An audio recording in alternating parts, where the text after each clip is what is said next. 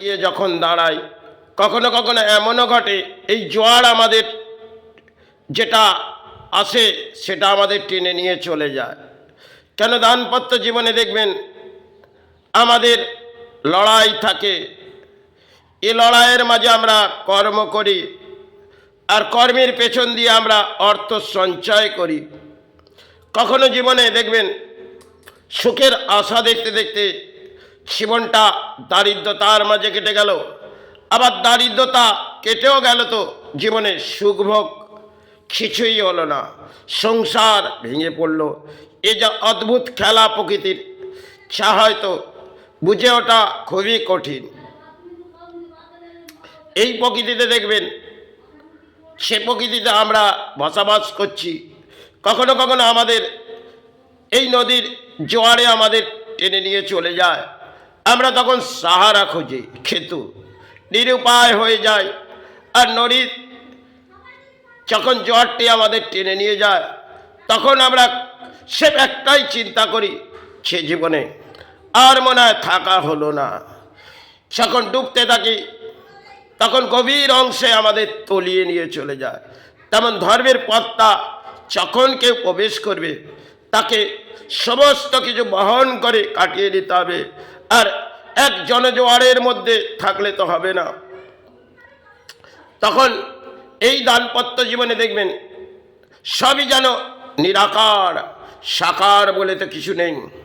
হয়তো লড়াই করলাম, লড়াইয়ের মাঝে অর্থ পেলাম, এবং অর্থ পেলাম আবার অর্থ বিলিং করলাম। এ ধরনের দাম্পত্য জীবনে আপে ডাউন হতে থাকলো। একটা সময় জনজোয়ার যেমন নদী থেকে আমাদের উত্তাল হয় একটি জোয়ার, আর এই জোয়ারে আমাদের কখনো টেনে নিয়ে চলে যায়।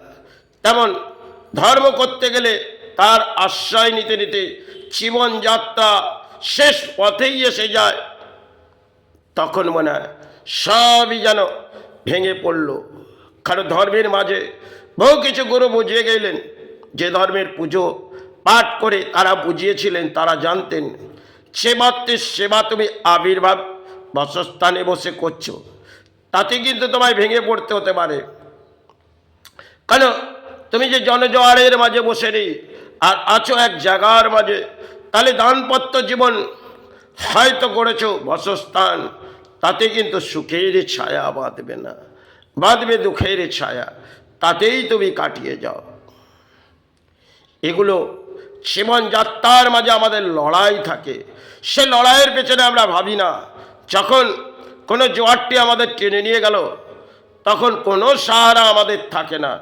তেমন ধর্মের আশ্রয় নিতে নিতে একটা সময় কর্ম আর ধর্মের মাঝে চলতে হবে। কেন কর্ম না করলে ধর্ম করাটা অত্যন্ত কঠিন হয়ে পড়বে। খালি পেটে তো ধর্ম হয় না। তাই ধর্ম করার জন্য পথে গিয়ে অর্থ সঞ্চয় করতে হয়, কিন্তু সেই অর্থ একটা সময় হয়তো সবই বিলিং হয়, আবার কিছু ফেলে চলে যায়। এই করতে করতে অর্থের পেছনে ছুটতে থাকি, আর এই অর্থ সাথে তো যাবে না। কিন্তু সুখভোগ এটা মানুষ্য জন্মে কখনো পাওয়া যায়, আবার কখনো নিরুপায় হয়ে কাটিয়ে নিতে হয়। দুঃখের ছায়া বাঁধলো গ্রহ দশা, তা নিয়ে উত্তাল হইও না। জীবনযাত্রার মাঝে বহু কিছু আসবে, চলে যাবে, আবার সাহারা পেয়ে যাবে। কিন্তু এমন সময় মানব দেহের ক্ষেত্রে ঘটে, সে সবই কিছু গড়লাম কিন্তু সবই ভেঙে পড়ল। এই প্রকৃতির অদ্ভুত খেলা, সেগুলো আমরা বুঝে উঠতে পারবো না। এক একটা সাধক কিছু ব্যাখ্যা দিয়েছিলেন, সে মাতৃ সেবা আবির্ভাবের মাঝে তুমি যখন জীবনযাত্রা কাটাচ্ছ, তার পেছনে তোমাকে দুর্ভোগ নিতে হবে। এ দুর্ভোগ তোমাকে ভাতা পেতে নিতে হবে।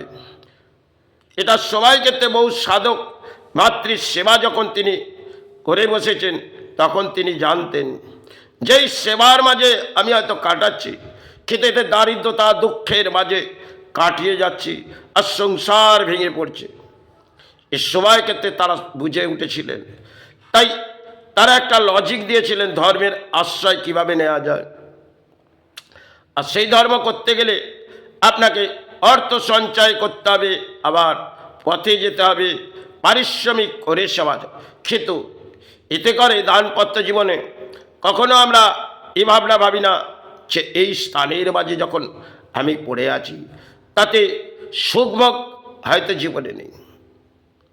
কেন ব্যাধি যখন উত্তাল হয় তখন মনে হয় আমাদের একটাই কামনা থাকে, শ্রীচরণে নেই। হয়তো মানুষ্য জন্মে দেখবেন সবই কিছু করলেন, সবই কিছু পেলেন, আবার হারিয়ে চলে গেলেন। এই তো খেলা, এই খেলার মাঝেই আমরা আসি, আবার চলে যায়, ফিরে যেন আর আসতে না হয়, এটাই কামনা করে শেষ পথেই হাঁটছি। জয় গুরু, জয় মা।